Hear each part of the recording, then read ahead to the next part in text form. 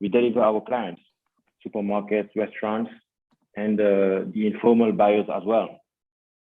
So to organize this, we built a supply chain software that coordinates farmers, buyers, and logistic partners based on forecast analytics and automation. So suppliers and buyers are onboarded on the platform with a recording of their harvesting program for the farmers and their purchasing needs for the buyers. We collect the products depending on real-time demand. We have a network of logistic partners that are hired for each product move. We outsource our logistics for more flexibility, and we compute the cost in real time in order to obtain a fair sale price and avoid price risk. So the strength of our model is that as we leverage on digital, on anticipation, as we leverage on the technology we built, AfricArena doesn't own any farms, no trucks, no proper warehouses. Nevertheless, we deliver up to 8 tons of fresh products every day, collecting products from more than 600 suppliers and selling to more than 250 buyers spread in 6 cities in Senegal. See, we optimize the whole food supply chain, and we are able to make money while solving the suppliers' problems and the customers' problems as well. And talking about the customers right now, our focus is on the informal market due to their scalability, and they pay faster, and there is no administrative hassle with them. So know that in 2020, we had a turnover of $530,000. And since the beginning of this year, we have a run rate of $1.2 million. And right now we are raising money to invest in people, infrastructure, and working capital. And you know, our mission is to empower farmers to unlock the potential of agribusiness in Africa. And our system has proven that we can provide good quality products, fair prices for the buyers, and better life for the farmers. So just join us in this journey so that together we can transform the fresh product supply chain in Africa. Thanks for listening. Thanks for your time. Fantastic. Thank you, Albert. All right, let's jump into the Q&A. And I'll give a stage to... Time? Yeah, perfect. 3 minutes, just on time. Well done, Albert. Okay. All right, now we'd like to give a stage to the judges for any questions. Karine, can we start with you? Yes, thank you. I was wondering, what are the main challenges that you're encountering? And in terms of scaling up outside of Senegal, what are the challenges that you could be faced to? And how do you intend to tackle them? Okay, so back in February, 75% of our turnover was made from the big clients, the supermarkets and the restaurants and all. And as you know, for that, you need a big working capital. So this was one of our big challenge. And due to this, we focused on the traditional market, the retailers. And right now, we still need to lower the minimum order quantity. We need to improve the prediction and analytics to better organize the supply and optimize logistics as well to gain margins. So these are our biggest challenges. Thank you. Okay, great. Khadija, do you have any questions for AfricArena? Yes, thank you, Papama. I have just 2 questions for you. We don't have the information about the team, which is managing the project first. And the second question I have for you is linked to the use you would make of this $500,000. I know that you have presented on the pitch that you needed that $1.5 million, but what would you do with that? Okay, so let me answer the second question first. 35% of this investment would go to the logistics and the technical support. Meaning, you know, we open different collection centers, and the collection centers, they are in the production areas. So everywhere where we can find, producers, farmers and all, we need to have a production center there. Right now, it's not like this. And this is why sometimes we don't offer certain products because they are not available for reasonable prices in the places we are. So yeah, just for the logistics, just so you understand, 35% of this money will go to the logistics.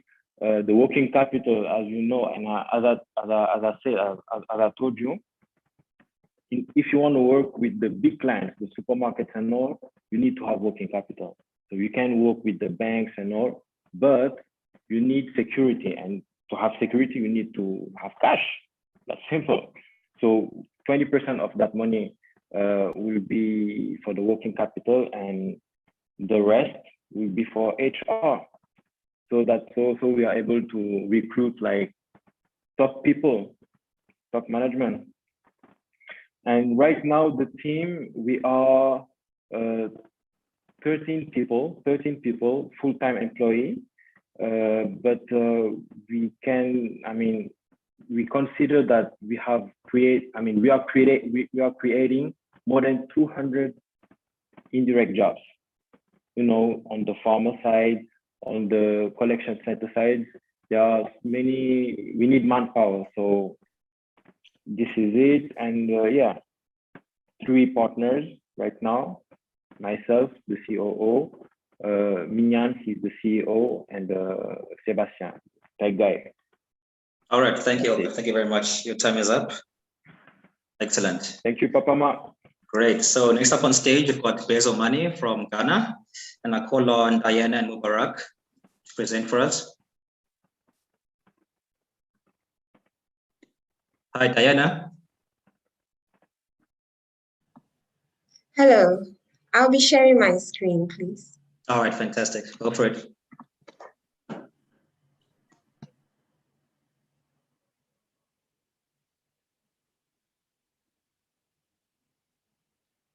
Ready? All right, just click on present. Okay, excellent. Okay, Diana, ready when you are. Okay. Greetings from Bezo Money, where we empower people to create wealth through their way of life. Our vision is to become Africa's largest community-based digital bank. Globally, 2 billion people are unbanked, pushing families into poverty and making them unable to manage financial emergencies. Although fintech can help to financially include them, it must align with their behaviors and needs. A very typical behavior among the unbanked is group savings, Susu or tontine in West Africa. Saving in groups has been practiced for centuries and remains very popular among developing countries, offering social support and community building. And for many women, this is their only way of accessing finance and realizing their dreams. There are 430 million people in Africa who save $301 billion each year in groups. However, members of these groups lack a savings and credit history, which excludes them from the formal financial system. We provide a digital platform for these informal financial schemes, allowing members to save, access loans, and build a safe and credit history whilst maintaining their social activities and bond. Our platform is currently available on USSD and connected to mobile money. We partner with existing financial institutions and mobile money operators to deploy our solutions to the informal sector. We currently run Bezo Susu for savings. Our entry market, Ghana, is the fastest growing mobile money market in Africa, allowing us to leverage mobile money to grow. Our target customers are the informal sector, workers, students, and financial institutions. We're aiming to provide services across the entire financial spectrum, comprising savings, loans, pensions, investments, all tailored to the informal sector. Our go-to-market strategy entails launching a financial literacy series, ambassador program, influencer program, and discounts program. Our immediate goal is to sign up 250,000 users and to mobilize $43 million in deposits. We differentiate ourselves from our competition ID and providing a 360-degree suite of services. We intend to scale by partnering with telcos, banks, and development agencies. We raised a total of $300,000 from MEST and $300,000 from Mest and Good Soil VC for product and business development, expansion, and marketing. We also received the AfricArena 2020 Best of Ecosystem Award for Ghana. Our team has 16 years experience in software and business development, marketing, partnerships, and communities. We are Bizo Money. Save up, grow together. Thank you. Fantastic, great pitch, Diana. Good timing as well. All right, so now we go to the Q&A session, and I believe that Mubarak will be joining you as well, right? Yes, please. Okay, great. So Judges, any questions for the Bizo Money team? Yes, thanks a lot, Diana. I was wondering, I have like 3 questions indeed. The first one is about the reimbursement rates that you have so far. Also, if you could share a bit about how do you limitate the risks, because we know that it's a pretty risky business with the fact that some people sometimes tend to not pay. So how do you limit that and make it safe for your users? And the last question is about the business model. How do you get money out of that? Thank you very much, Karen. So I'll be taking the first things. Yeah, so I hope my internet is fine and you can hear me. Yeah, it's perfect, loud and clear. Okay, that's great. When you talk about reinvestment, do you mean when they are taking back the money from the groups?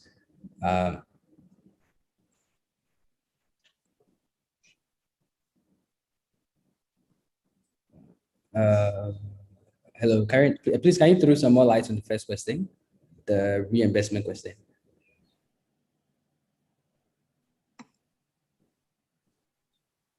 Hi, Karen, can you hear us? Maybe she got cut off. She's on mute. Let me just quickly unmute her. Okay, all right, okay. Sorry, I have some issues with the sound. Oh, okay.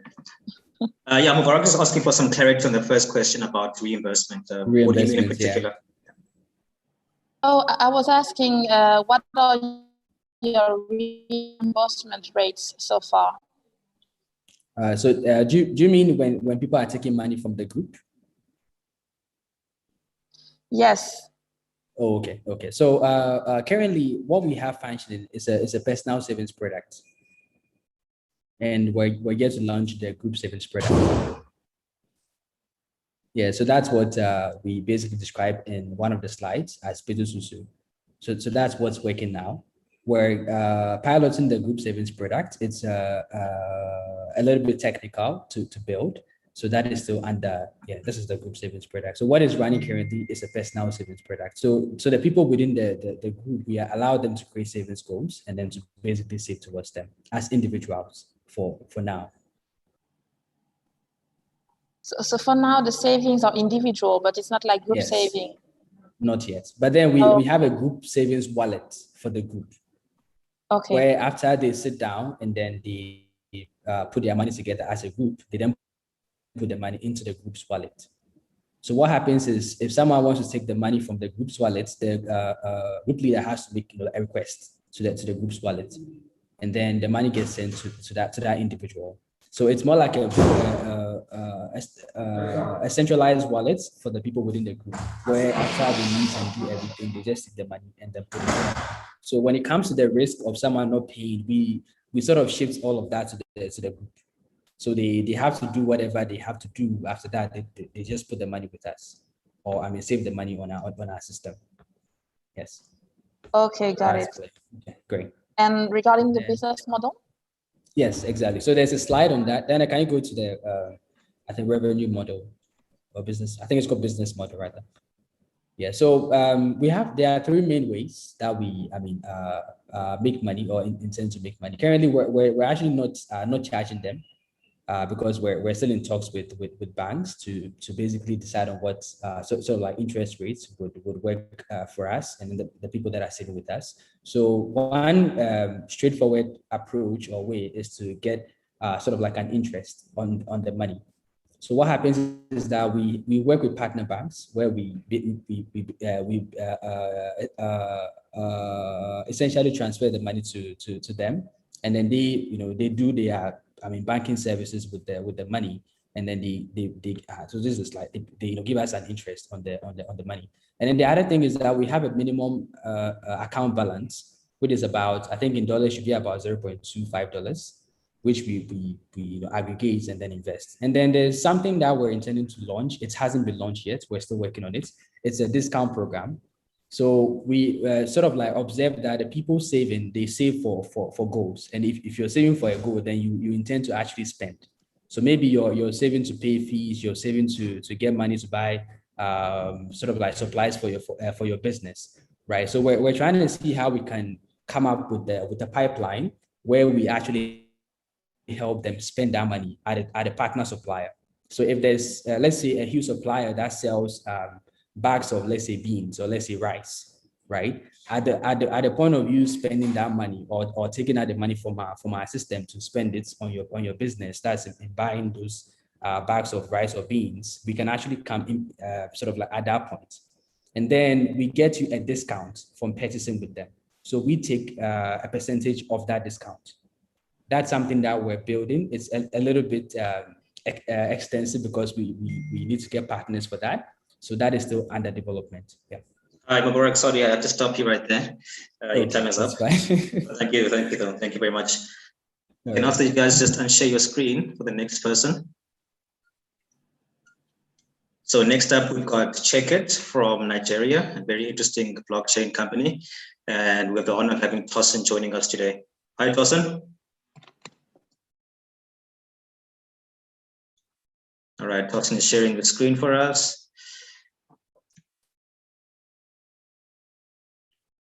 Okay, cool, Tosin. So ready when you are? Hi, Paps. All right, man, go for it. Can you guys hear me? Can everyone hear me? Yes, loud and clear. Quick correction. I think the logo that was used on the graphic is not our correct logo. So I would make well to send you the. All right, cool. Awesome. All right, noted. All right, go for it, Tosin. Thanks. So in Africa, most of the trade that happens of pharmaceuticals and consumer goods happen in the informal sector. And then the distribution is so fragmented. And what does this lead to? It means that there's a huge entrance of counterfeit products into the market. And then the manufacturers of these products have little to no actionable data about the people who actually use their products. Just for example, the WHO said over 1 million people die yearly from complications due to consuming counterfeit drugs alone. And that's where Checkit comes in. Basically, what Checkit does is give these manufacturers the ability to create unique identities for their products and batches, track it through the supply chain till it gets to the final consumer. And the final consumer can then verify the authenticity of these products, either by scanning a QR code with Checkit app or by dialing a USSD short code without an internet connection.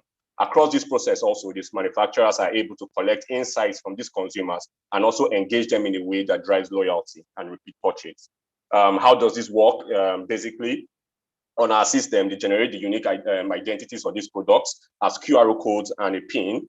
We supply them a sticker label that goes on their products. This is majorly used for pharmaceutical products and other highly counterfeited products. We supply them a sticker label that goes on the product. The consumer buys the product, sees this sticker label, scratches it to reveal the QR code and PIN. He scans it or either dials the USSD code with the product PIN, sees information about the product, like if it's original, the expiry date, the registration number, and other very important information. Is prompted to take a survey to give insights and then get a reward after giving that feedback to the manufacturer. Then we provide the manufacturer with a software where they can then get access to the insights that has been gathered from these consumers, as well as be able to communicate with them regularly through personalized messages. One of the biggest things we have as a selling point over our competitors is the amount of data we can collect for these manufacturers. So we can collect data on side effects, on consumer preferences with our surveys and things like that. Currently, our competition cannot provide that. And that process is actually patented for Checkit. So what have we done so far? Last year, we made just a little over 100K in revenue, and we are targeting about 500K this year. We charge an annual B2B license for our product and markups on airtime distribution, as well as SMS. We know we can hit these targets. Why? We've so far worked with about 7 very known brands across Nigeria and Afghanistan. We are currently on over 7 million products. We have protected over 200,000 consumers directly. Just to also mention, last year we started a pilot in Afghanistan, and in this year, the government of Afghanistan have announced that that pilot is going global. It's going national in the country. So we are going to be tracking 200 million products in Afghanistan, which is about $8 million yearly revenue for Check It. That project is set to kick off later in the year. So we know we are well on course to meeting our target of working with over 1,000 brands in 5 years' time.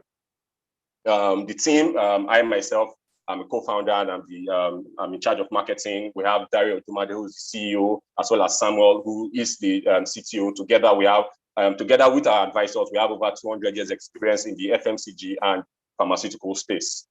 So currently, we are in the final process of rounding up our 500K USD pre-seed raise, and we are currently looking forward to introductions to partners who can help us achieve our impact and goals, and also clients as well. So thank you for listening, and I welcome your questions. Thank you, Tosin. Thank you very much. Judges, any questions for Check It? Maybe Khadija, we can start with you.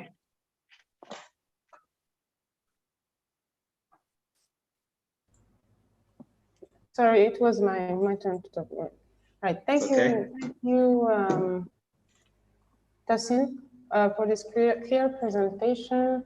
I think that your product is interesting, but there is something I will ask the same question than Karen precedently.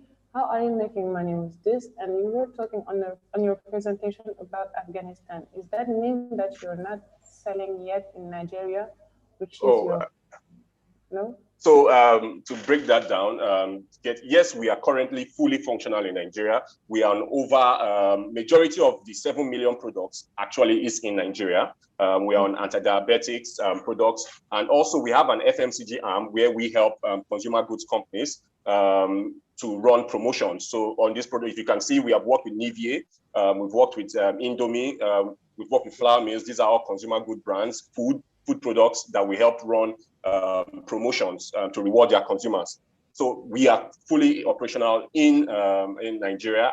How do we make money? So we charge a license, a yearly license for the products. Like you can see here, we charge a yearly license for the product to reach a certain amount of consumers. So it depends on how many people you want to reach. We charge a license for that, and then we charge a per consumer fee. So for example, we charge as much as $4 per consumer you reach, and then a yearly license to access our software. So we are in Afghanistan. We got into Afghanistan by reason of a partnership with a corporate we met at the 2019 AfricArena program. They introduced us to the ministry in Afghanistan, and then we did a pilot of 80,000 products last year, and which was successful into this year. And then we made the agreement to go national with the project later on in the year, which is a 200 million products deal. We are going to be tracking about 200 million products. So we are currently operational fully in Nigeria and in Afghanistan. Mm-hmm. And what is the plan, the deployment plans? What are the next countries where you're planning to go? So in Africa, we are looking, for example, our partners in terms of the USSD verification, Africa's Talking give us access to about 10 countries already in Africa. So we are looking at those 10 countries. And then in the Arabian Gulf, we are looking at Persia, we are looking at India as well. Because of our deal with the Afghan government and our partnership with our blockchain partners, Phantom Foundation, we're also looking at expanding to the neighboring countries to Afghanistan. And in Africa, for example, we can launch tomorrow in the 10 countries that I just mentioned that Africa's Talking is operating in. Okay, great. Just hit at the time. Thank you, Tosin. Thank you very much. Thank you for having me. All right, awesome. Is it possible to have a second question or not? Unfortunately, just out of time, Karen, I'm sorry. Okay. But you guys are definitely free to connect after this event, then you can continue the conversation. Okay, great. So next up, we've got Code LN, and representing that will be Eloho Thomas, operating from Nigeria. Hi, Eloho.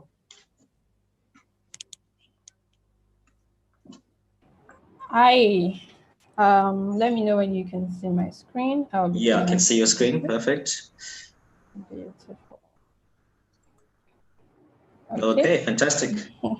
Go for it. Okay, Yeah, hello, I am Eloho, CEO at Codelin, and today I'll be sharing our story. Having worked in the tech space, my co-founders and I discovered a common problem. Recruiting programmers can be hectic and time-consuming.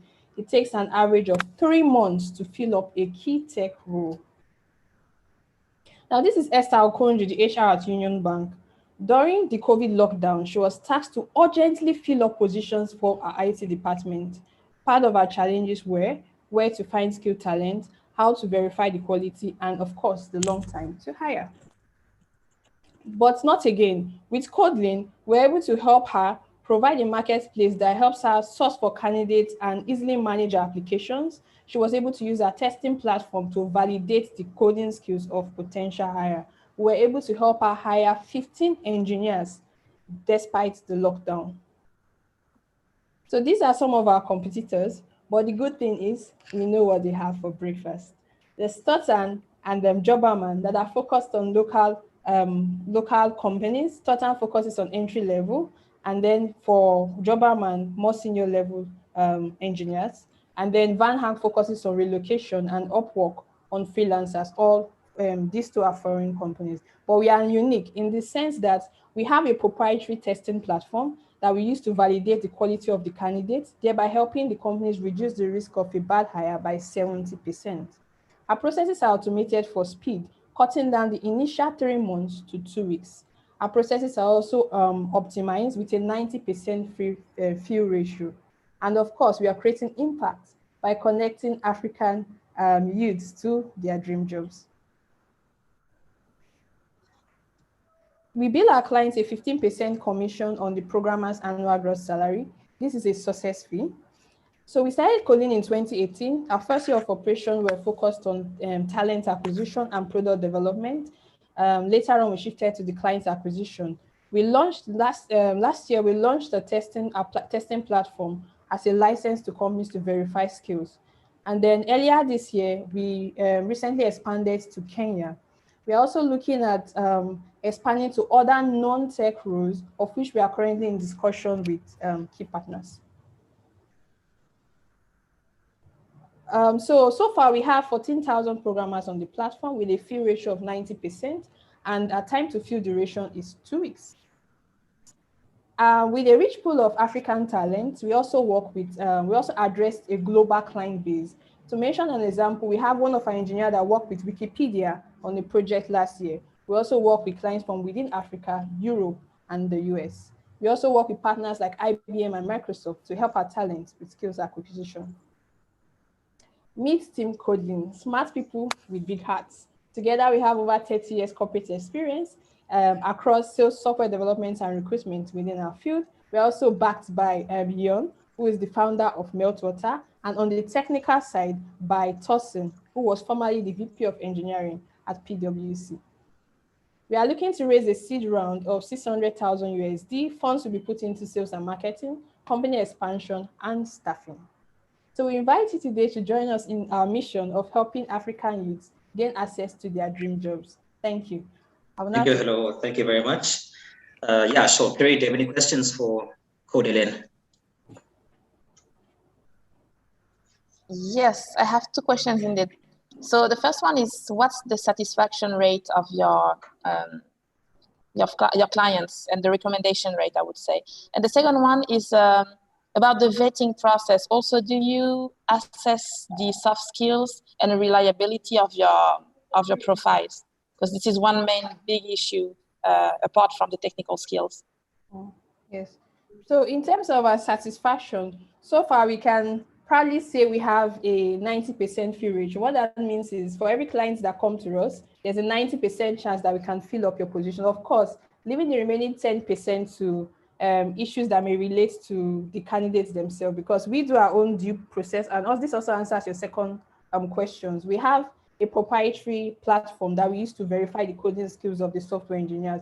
This platform is currently undergoing a patent processing under a national patent processing under Nigeria, right? So that verifies their technical skills.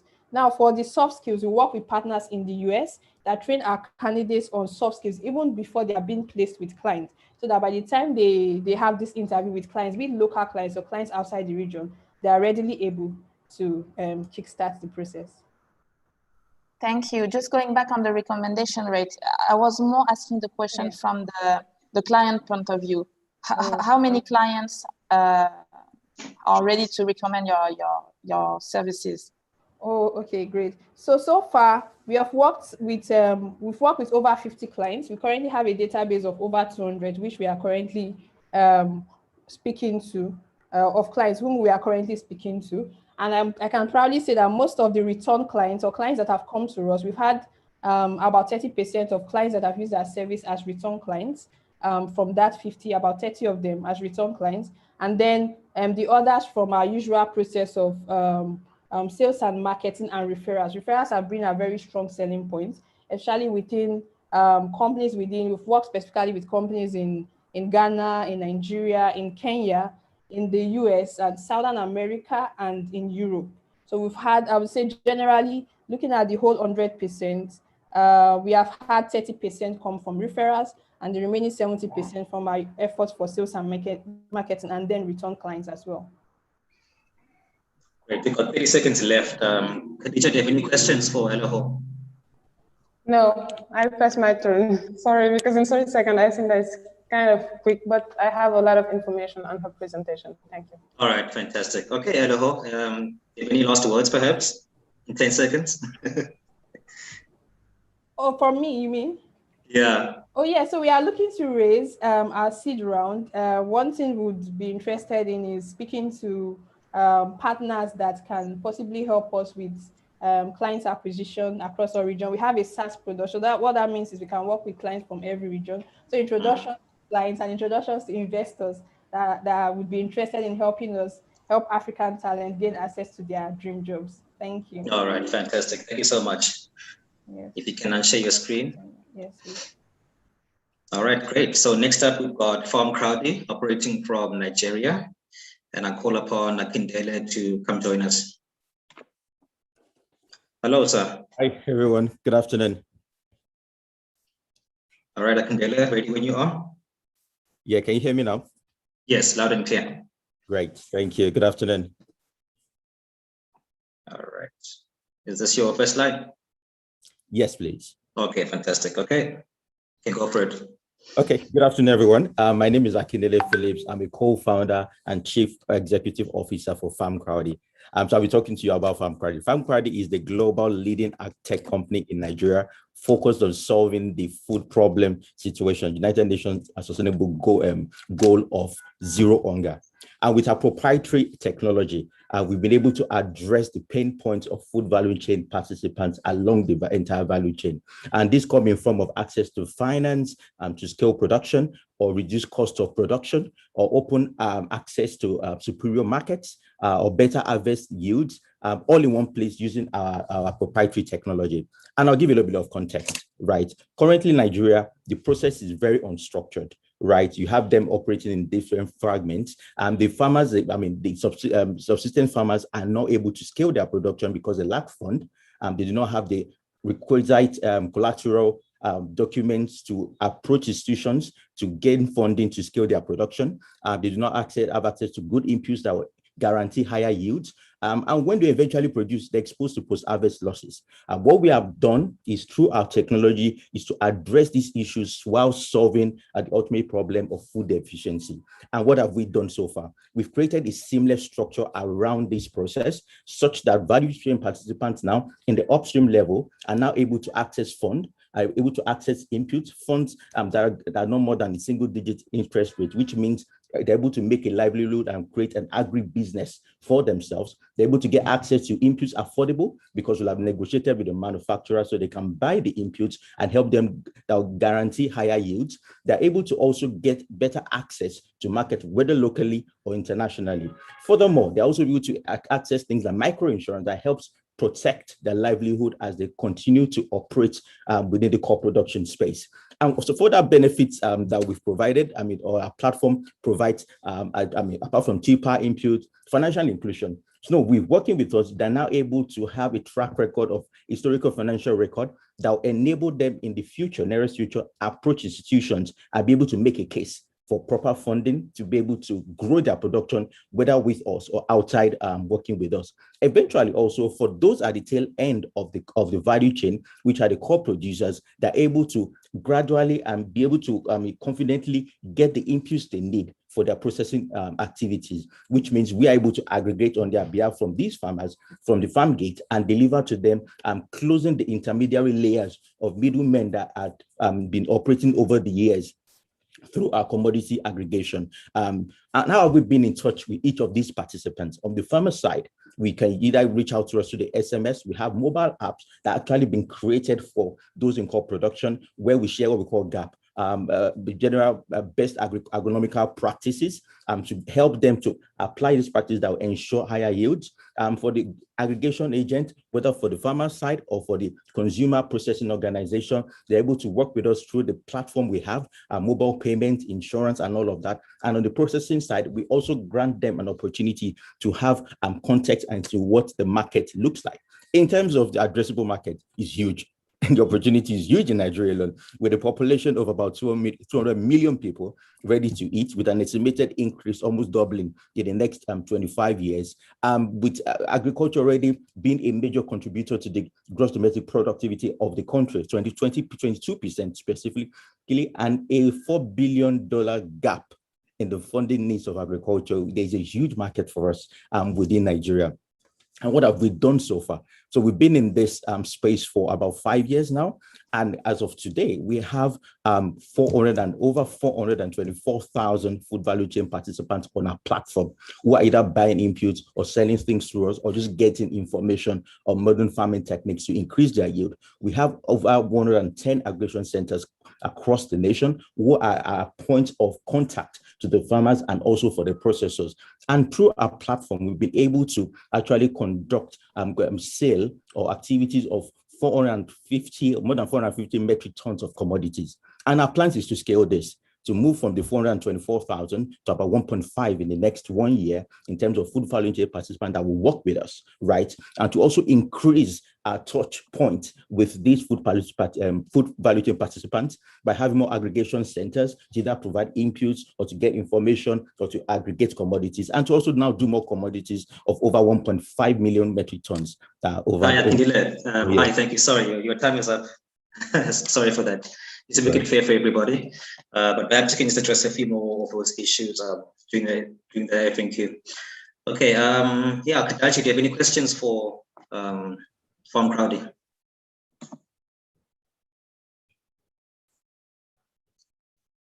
Hi, Khadija. Yes, I'm here. Sorry, I was unmuting my. Sure. Thank you for this presentation, really complete. In some way, it looks like a little bit like AfricArena. I don't know if I am wrong, but you can correct me if it is the case. I was just wondering, finally, when you're talking about scaling up, you talk about Africa's market, but how would you handle the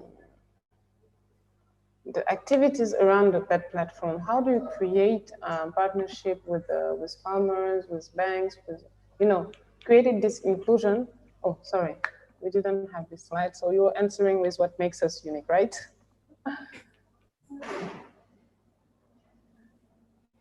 Would you want me to address your question now? Yeah, sure, go ahead. We've actually worked in this space, like I said, for 5 years. And what does that mean? We've been in direct contact with the farmers, cooperatives. So in Nigeria, the farmers are coordinated in terms of cooperatives and societies. And we worked with several of them across the entire country. Actually, we've had activities in the entire 36 states in Nigeria. So we continue to do that. And being in that space also, we've been able to collaborate with financial institutions. And when I mentioned microinsurance, we've actually partnered with 2 major microinsurance, and some Ansad and Tangerine in Nigeria. So we're actually selling. So all what I'm talking about, things are already ongoing. And guess what? We're able to scale and replicate the model in other climes. So for instance, we've had a pilot model running already in Rwanda, and in the next 2 months in Jamaica. We're starting in Jamaica with microinsurance. With Rwanda, we are starting with aggregation. So what also happens is like a Jumia, where you can pick one of the business lines as a low-hanging fruit, depending on what the market needs. So yeah. And we keep replicating it, collaborations, working with other partners who are known as the best in each of these clients. Okay, and just one last question, and I let Karin talk. When you're talking about those partnerships, are there replicable partnerships? For instance, UBA, which is in Nigeria, are you working with him so that he can follow you in other countries? Yes, when you decide to scale up? So yes and no. So I'll give an example for the Jamaican, right? The underwriter we're working was GK. GK is a global brand, right? It has a microfinance bank. It's got the biggest insurance company. It's got most. So for that Caribbean environment, we'll stick with GK because most of our solutions are there. In Africa, we're working in Nigeria, for instance, with Ansar Mazad. Ansar Mazad is one of the biggest across Africa. So we have the first point of call to work with Ansar Mazad. And guess what? Ansar Mazad actually introduced us to GK in Jamaica. So it's a yes or no, but our plan is to work with partners that can actually scale with us as well. Okay, unfortunately, we're out of time. So Karina, I'll let you ask the next question for the next startup. But thank you, Akindele. Thank you very much for the great pitch. You're welcome. All right, fantastic. All right, so next up, also from Nigeria, is Split. And I'll call upon Tola to present for us. Hi, Tola. Hi. All right, excellent. So ready when you are. All right. Hi, my name is Tola. I'm the co-founder and CEO at Split. Essentially, Split.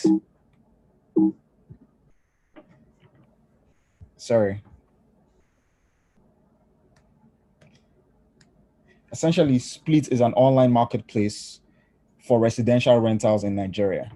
For the tenant, what we do is simplify the whole renting process, from expediting the search for a place to live to reducing bureaucracy and eliminating the need for co-signers and guarantors. For the landlord, what we do is make renting safer and easier by providing better information on tenants and guaranteeing on-time payments monthly or quarterly, as flexible as the homeowners want, as the tenants want to pay. Essentially, in Nigeria, when we moved back a couple of years ago, we started this business because we had the same problem. We came to Nigeria and we could not afford to get a place. Apart from affording it, access was difficult. You had to pay 1 year's rent or 2 years rent upfront. So we decided to build Split to solve that problem. We built Split to aggregate spaces from hosts, allow hosts host their spare bedrooms, entire buildings, and allow people to book spaces and pay as flexible as they want for short, medium to long stay dwellers. What we do is we provide a platform that includes all your bills monthly, gives you flexible payment options. You can have fully furnished spaces or decide to go with the unfurnished space options. You can get spaces that are co-shared so that you're in a community. And essentially, our goal is to remove the barriers of matching tenants with landlords. We started in 2017 with 8 rooms. We bootstrapped this business for about 18 months. And then we raised our pre-seed in July of 2019, which from notable angel investors in Nigeria, grew our platform to about $800,000 in run rate over the past 2.5 years. Our business model is simple. We earn up to 29 commission on each booking. The market is big. 70% of the rental transaction, all of the transactions that happen in real estate in Africa are rental transactions. Because we plan to scale this across Africa, we're launching in Ghana on August 1st with short stay rentals. The travel and tourism market is big as well, with the 194 billion market. That's a 194 billion market.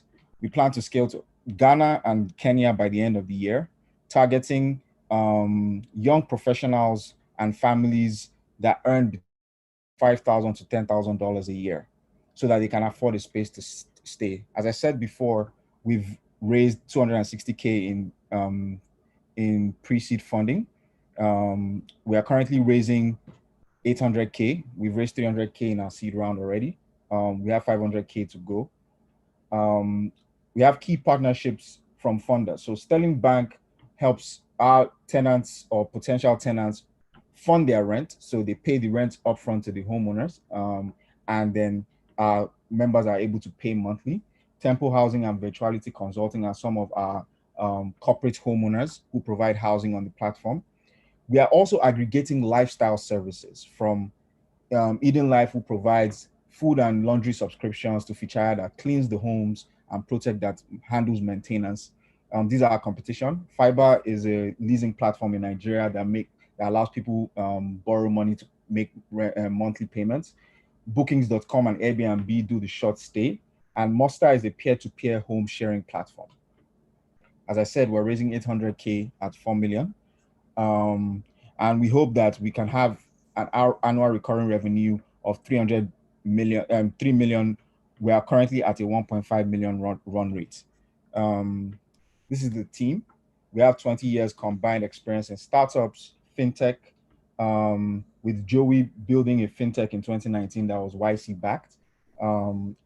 And yes, our real goal is to make living easier across Africa, starting with Nigeria, which we believe that we have had some success, and moving to Ghana and Kenya by the end of the year. Tola, thank you very much. I'm sorry I have to stop you there. Yeah. Thanks, Tola. Thanks, Tola. All right, now for the Q&A session. Kareem, do you have any questions for Tola? Yes, thank you. I was just wondering, what are the risks or the limits of your model, and how are you working on it? One of the limits, or I would say problems, that we have today is adequate supply, right? Getting more hosts, especially for the medium to long term, onto the platform. The way we are working with that, or dealing with that, is partnering with more rental businesses, real estate businesses, as opposed to single landlords that want to monetize their assets. So as I mentioned earlier, Virtuality Consulting is one of them, they build and they also acquire units, so they can put multiple units on our platform, especially for the long stay. The short stay, there's a market for that. People already, rent so that they can sub-rent for short stay to make money and things like that. So we're just providing a platform that makes it easier for them to find tenants, and for tenants to find somewhere to stay for their short stays. But for the long stay, that supply is how we're tackling that supply is a B2B approach. All right, Khadija, do you have any questions for Tola? Not from me, not for now, but thank you. It is a really interesting project, and nice what you're doing.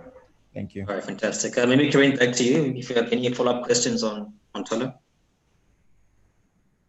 No, just maybe one remark, because it's true that what you've observed as a problem in Nigeria, the fact that you have to pay upfront for 1 year, is a bit specific also maybe to Nigeria and maybe some countries. Yes. But I was wondering, on markets like Côte d'Ivoire, etc., that you mentioned, do you observe the same problem, or do you intend to position your solution a bit differently? Yes, so we will be positioning our solution a bit differently in markets like Kenya. We're not solving the problem of 1 year's rent. There, we're just removing that bureaucracy in renting, right? That's what we'll be doing. Reducing the cost of renting, those agency fees that people have to pay, those upfront costs, those are the things that we'll be removing. So it makes it easier for landlords to find tenants, and it makes it easier for tenants to find spaces to live. And for landlords manage their tenancy and manage their on-time payments. Mm-hmm. Okay, great. Thank you so much, Tola. Yeah, thank you very much.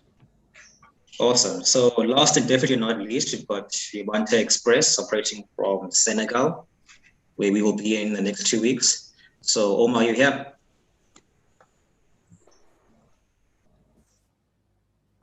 Hi, Omar, you're on mute. I can't hear you. All right. Hi, Omar, you're on mute. Yo, sorry. So there you go. Hello. Sorry, I was just trying to share my screen. So. All right, go for it. Sure. Thanks. Okay, Omar, your 3 minutes is ready when you are. All right. Okay, I'm ready. Go for it. Yep. Delivering packages in Africa is a complete nightmare. The process is expensive, unreliable, and sluggish.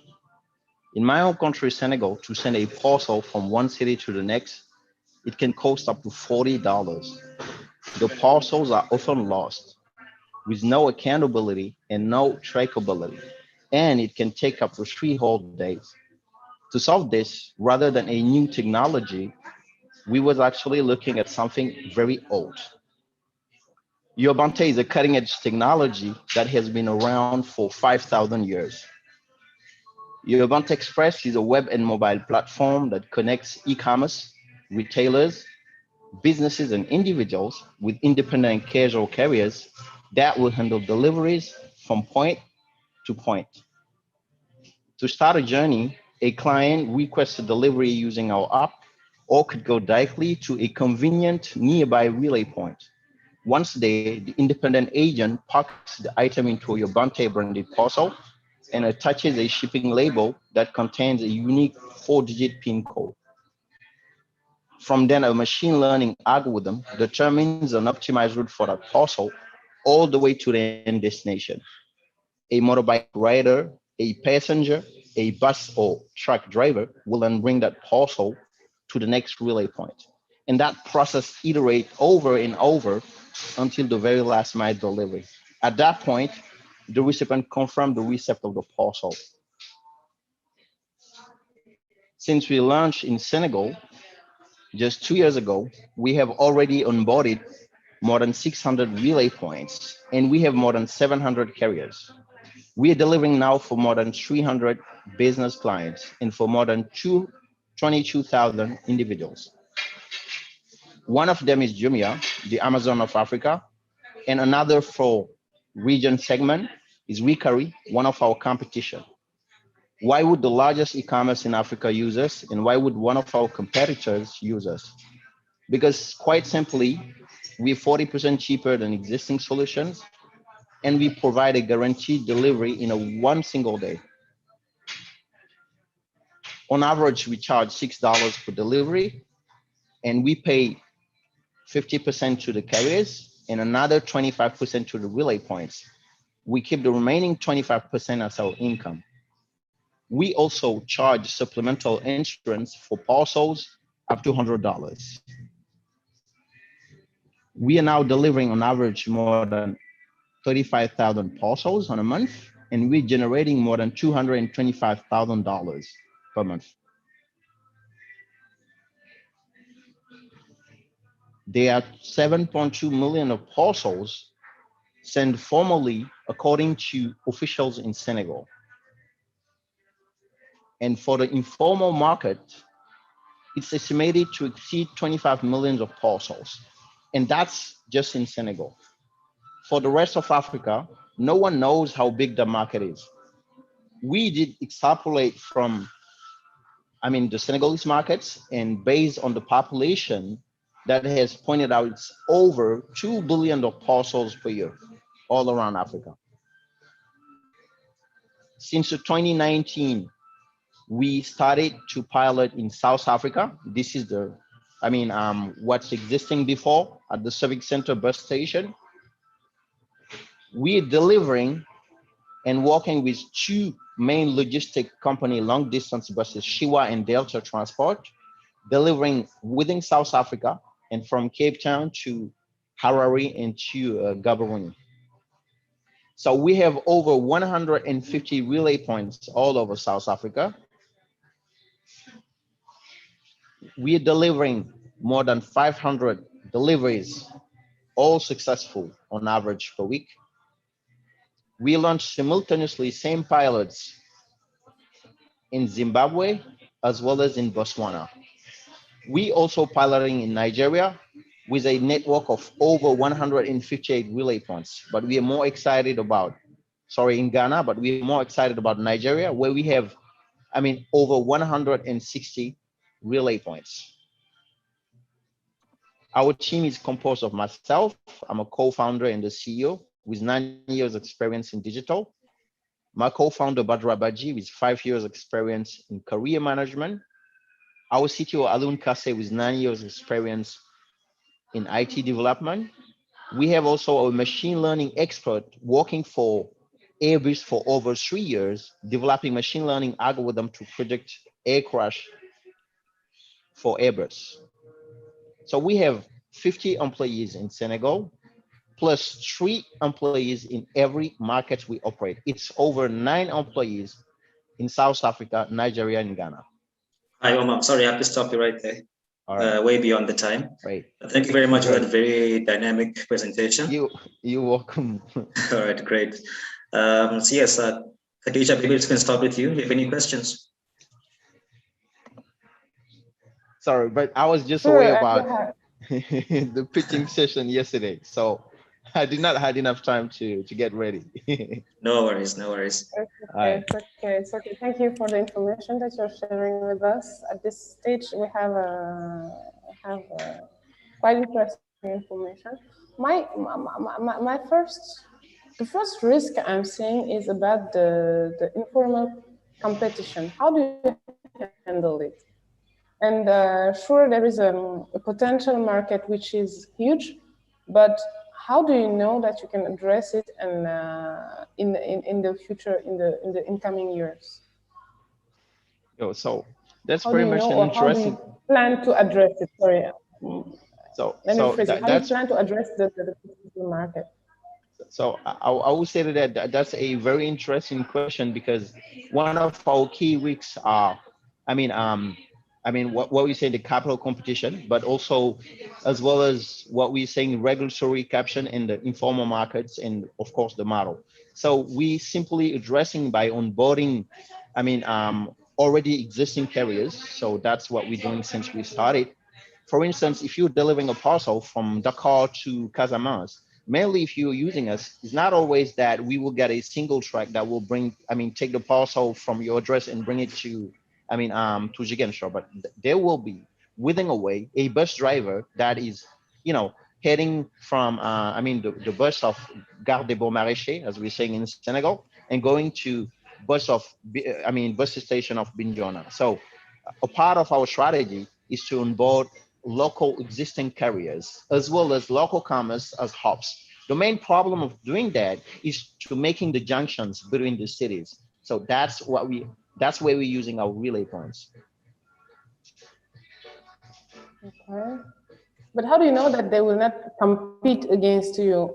Because when you use somebody to make that transportation, you probably have your platform, you have your clients, but when the business is growing, and actually I think the business is probably growing because you're asking for a Series A round, but how do you make sure that the informal market will not compete against you and kill the potential market?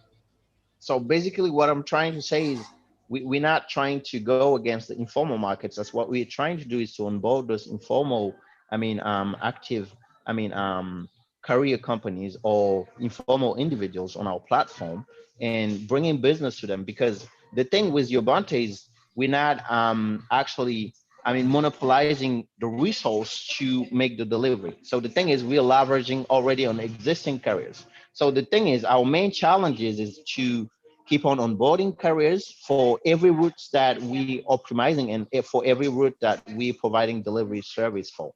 So that's our main strategy. So on another part of that will be, if you're saying, for instance, you're taking into Senegal, so the most popular way of delivering parcels, which not DHL, which not, the postal service, which is going to the bus station and entrusting your parcel to a independent, carrier, which is a bus driver. So the thing is, Ubuntu is onboarding those carriers on our platform to pretty much giving business to, what already existing. And by the way, adding trackability and accountability to that formal, to that informal practice of doing delivery. That's our approach. Okay, great. Thank you so much, Omar. Karine, very, very quickly, do you have any questions for Omar? Yes. Before we wrap it up. Yeah, thank you. I have two questions, quick ones.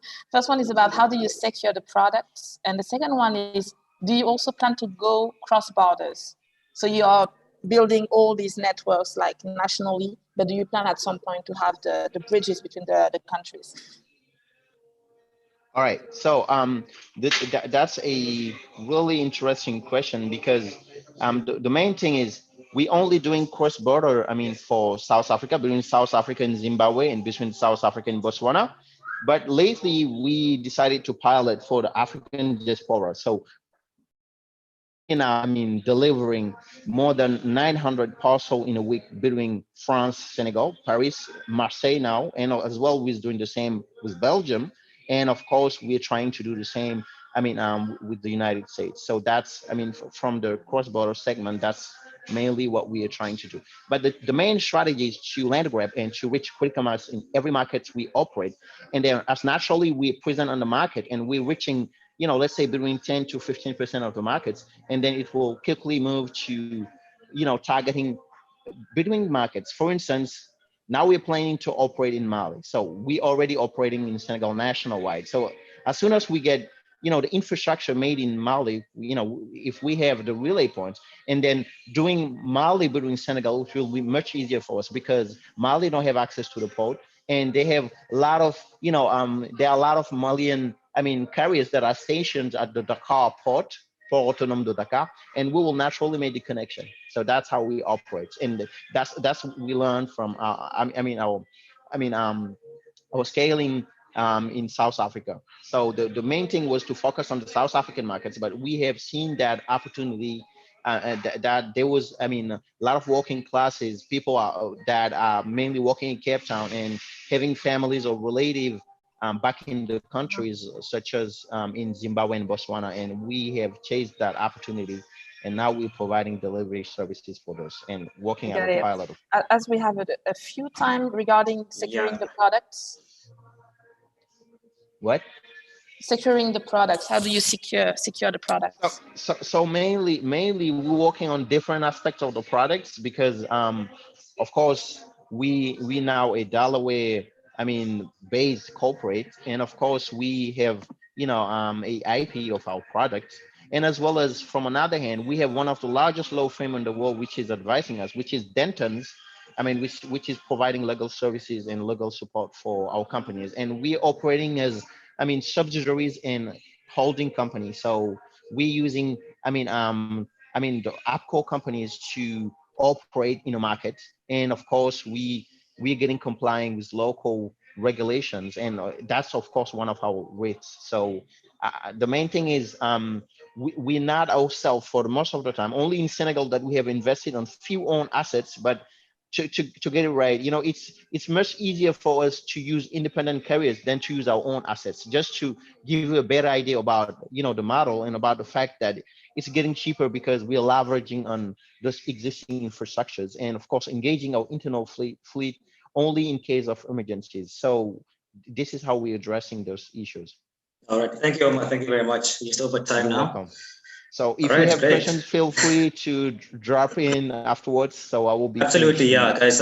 Just feel free to connect with each other and and continue the discussion. Yeah, thanks. Definitely. And thank you so much, Karine, and to Kabati, so much for your inputs. All right, Umar, if you can please share your screen. All right. Okay. Sorry. Thanks. Thanks a lot. Thanks a lot. All right, everybody. So we've just come to the conclusion of our event. Thank you, everybody, for attending, to the judges as well for their insights and very tough questions. And of course, to the 7 incredible companies operating in West Africa. So yeah, the next steps will be by Friday, all the participating startups will be announced. And yeah, tickets are available for the upcoming conference. And I'll give the stage to Christoph for a few closing remarks. Hi, Christoph. Yeah, you said it all, Pabama. I think well done, guys. It was really great to hear your pitch, and it's going to be tough to actually make a decision, but I'm sure the judge will give us some great insights. And as Pabama said, this event was recorded, so you will be able to rewatch your pitch and maybe see what you can improve on YouTube. The recording will be posted on our YouTube channel shortly after this event, and it's also available on replay on our mobile application, AfricArena Wired, available on Android and iOS. applications on which you can see all our live events streaming when they're happening, and also see them on replay. It also is a treasure chest of information for finding investors, looking at investment instruments, and a lot of other cool tools to use for you to raise money. So with that being said, thank you very much again to our judge and to our partners on this event. And yeah, it's in 2 weeks, guys. We can't wait. So we hope to see you all there. Have a great day. See you soon. Looking forward to that. Have a great day too. All right, thank you, bye, guys. In touch. Thank you. Thank you, everybody.